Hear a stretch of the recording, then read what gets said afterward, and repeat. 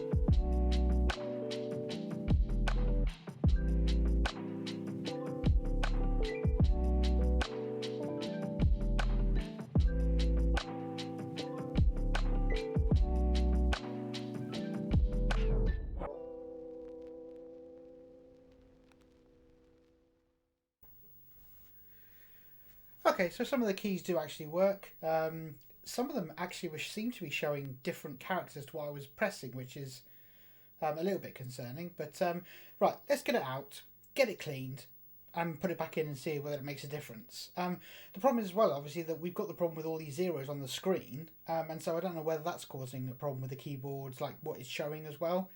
I don't think it is, but we'll have to wait and see. So let's take it out.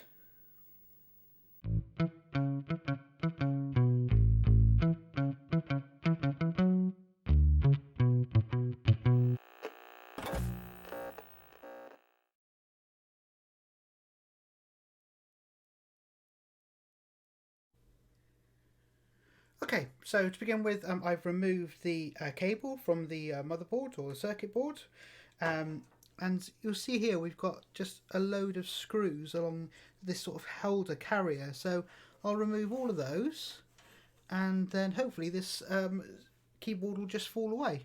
Let's see what happens.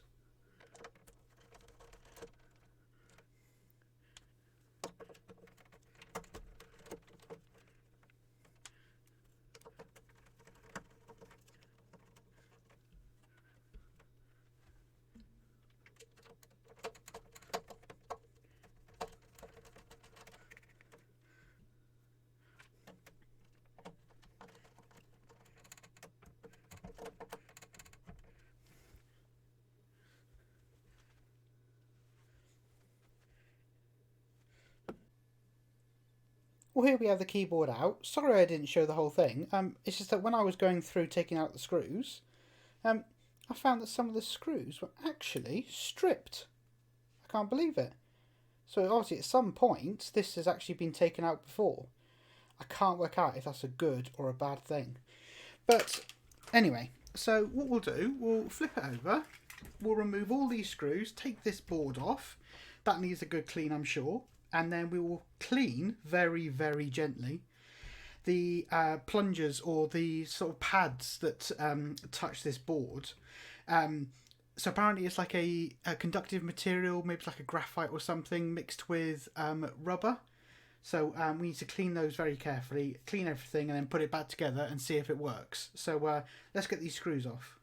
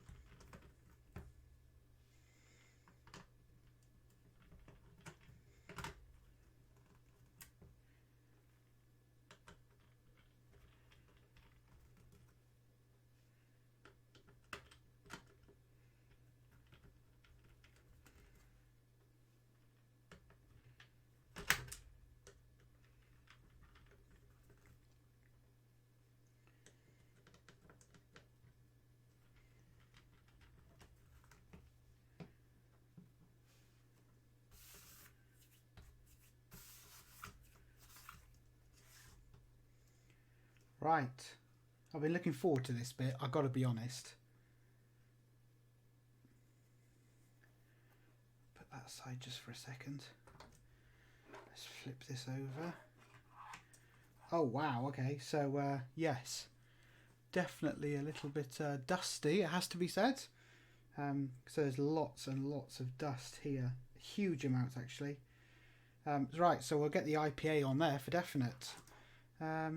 Tempted actually to check the continuity between all these pins actually, because it's a relatively simple and quick thing to do, and yeah, can't be a bad thing, so I might do that as well actually. I'll put that there, you stay nice and safe, and then let's have, oh I mean these are in quite a dirty state to say the least. Yeah, I mean some of them are in quite bad shape actually. They actually look like they've been worn away a little bit. So that's what happens after best part of 45 years. Actually, I wish I looked this good, you know, to be honest with you, and I'm only 40. Okay, so I think the trick is basically to push up the key from underneath and then give that a very, very light clean. Now, I actually was going to use some very, very, very fine wet and dry that I got. However, one of the people on the forum has suggested using paper actually, which makes sense. It is a mild abrasive, so I'm going to get some paper from the printer, just like he suggested, and yeah, and give these a good clean as well. Maybe with a bit of IPA as well. I don't know if I can use IPA. I might look it up before I do it, just in case. But I'll definitely be cleaning this with IPA and some cotton wool buds or Q-tips, depending on where you're from. So yeah, I think I'll do that next.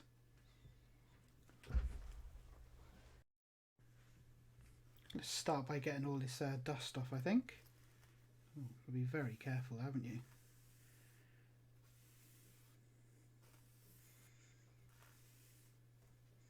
God, look at that.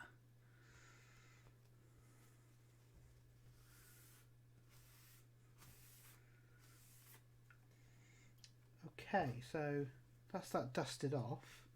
So I'll use a new cloth now with some IPA.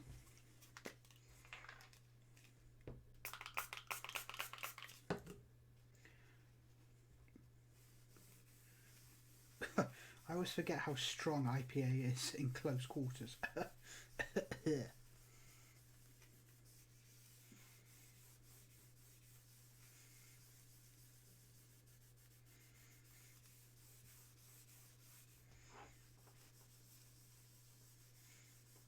board itself looks in really, really good condition. And there's hardly anything come off it there, actually. Not sure if that's good or bad.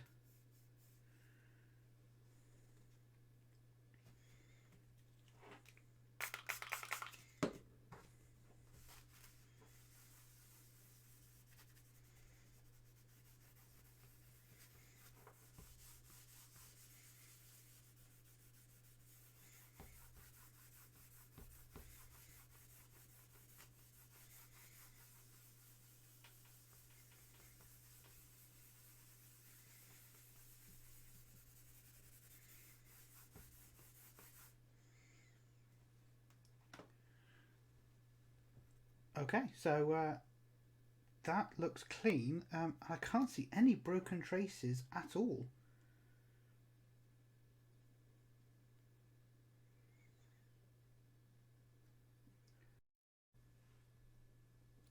Right, so these are very dirty. So surely I should be able to use some IPA. So let's do it on this one over here and see what happens.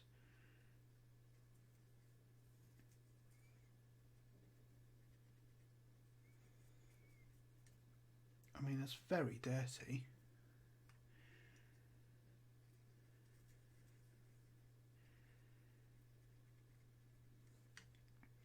You know what? I'm going to risk it, and I'm going to go through all of these with IPA, and then go on top of it with a piece of paper, because they are so dirty. So surely cleaning it first would be a better thing to do. So right, I'm going to do that. I'll speed it up, put some music on, so you can listen to music while I'm doing it.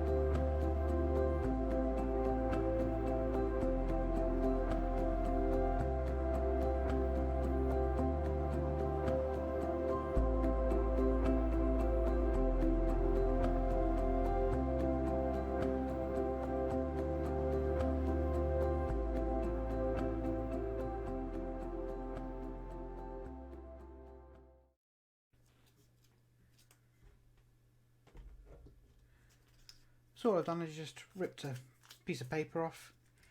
So I'm going to push it up so I can actually get to this part here, this bit here, and very gently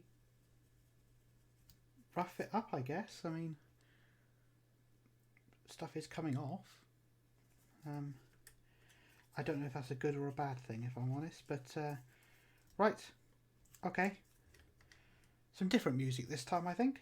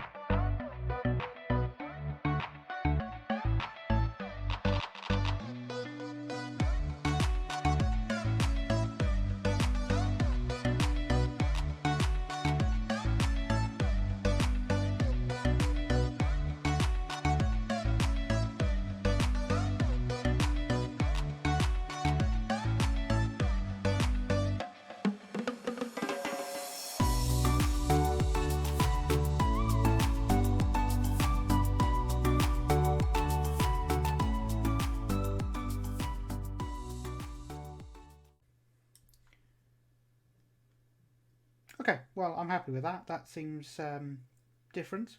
Hopefully better, but definitely different. So on this side, there's just a lot of sort of stuff in between all these keys. So let's use a cotton wool bud and see how that goes. So just run it along here. Oh, lovely.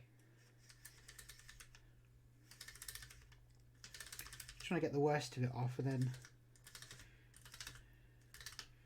maybe try some IPA. A bit obsessed with IPA, I've got to be honest. Seems to be the miracle cure for everything. Right, let's see what happens if we do use IPA. Do up here, look. Wow.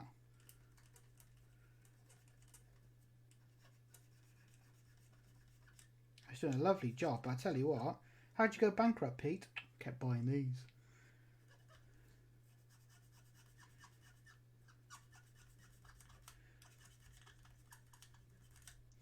But no, is it doing a good job actually saying that, or is it just?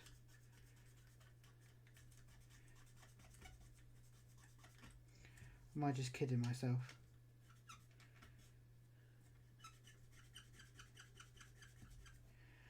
Okay, no, it is doing a good job. It's just going to be a lot of work. So, right, I better get onto that. One of these keys was sticking earlier.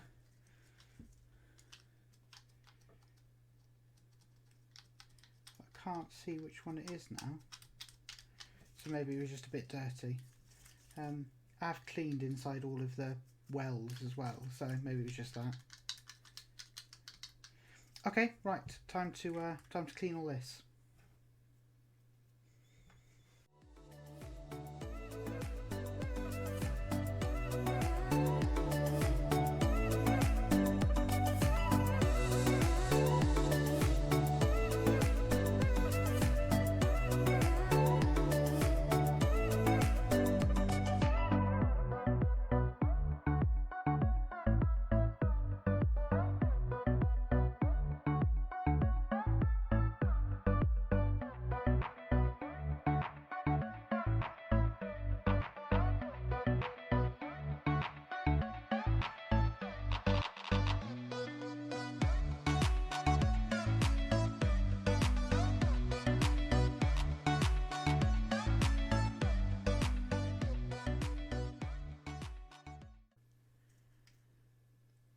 Okay, so that was quite a lot of hard work, but I think it's come up fantastic. I'm really happy with how that's come up. Okay, so I'm just going to check the continuity on these pins, like I said, just because it's probably a good thing to do. And then put this all back together, and then we'll plug it into the computer. Probably won't actually put it back in the chassis for now, because the chassis needs a really good clean, but we'll plug this back in and see if it's any better. But yeah, first step I suppose is putting this back together.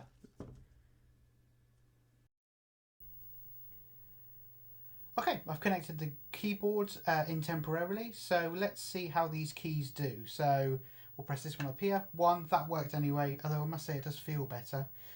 Next one, or 2 works great. 3, oh, 4, 5, 7. Wait, hang on. Okay, so that says 7. I'm sure it should be 6. There's 6. Okay, that might be something to do with what's going on here, but I don't know. Yep, slash, that's what it should be. 8, 9, and an arrow. It's got an arrow on it, so... Okay, so far, actually, all of these are doing something, which I'm taking as positive. Okay, that's probably saying syntax error, or at least trying to in its very wounded state. But every key is now doing something. If it indeed should be doing something, I should say.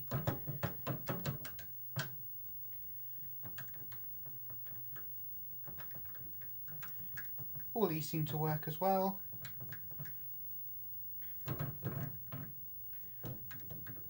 Well, that seems actually quite successful. So I'm going to definitely take that as a win. There's not much else I can do now. I have got the 3 chips that we... well, I say we, the amazing people on the Vintage Radio Forum think might be the problem. So what I'm going to do is think long and hard about whether I want to go and buy a desoldering gun or not. While I'm thinking about it, the plan is to take this out and give it a clean. I actually have bought a new belt for it, which apparently everyone says you're going to need either way. So what we'll do in the next one is we'll take this apart, give it a really good clean, put the belt in, and then hopefully at some point we'll be able to test whether it works or not. We also need to give this a really good clean. So hopefully by the time we've done those things, I'll have decided whether I want one of these desoldering guns or not.